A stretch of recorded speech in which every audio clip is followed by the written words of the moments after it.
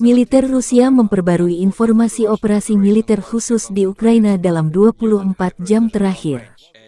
Juru bicara militer Rusia Letnan Jenderal Igor Konashenkov, tanggal 18 November melansir Angkatan Bersenjata Federasi Rusia melancarkan serangan masif ke wilayah Ukraina.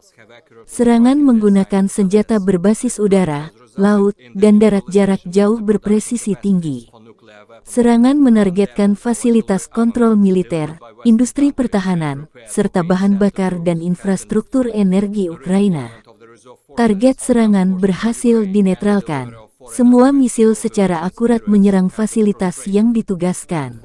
Serangan tersebut mengakibatkan netralisasi kapasitas produksi persenjataan Ukraina, kata Konashenkov.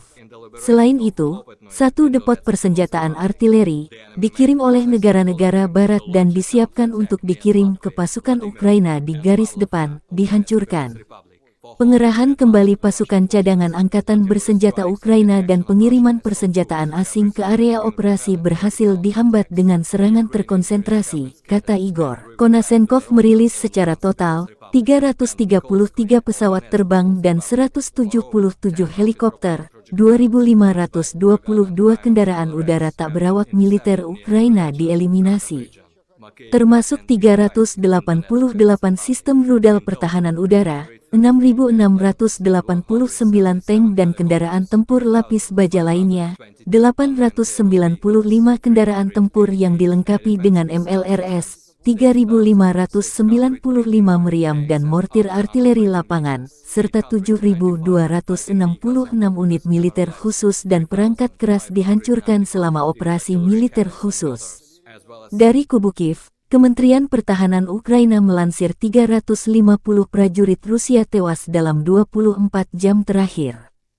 Juga 4 kendaraan tempur, 5 unit artileri dihancurkan. Militer Rusia kehilangan 83.460 prajurit sejak awal invasi.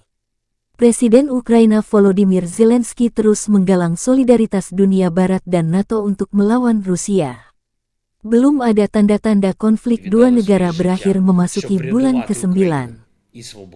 Вічна пам'ять усім, чиї життя забрала російська агресія. Слава усім, хто здобуває перемогу для України. Я дякую кожному і кожній, хто допомагає нам і працює заради держави.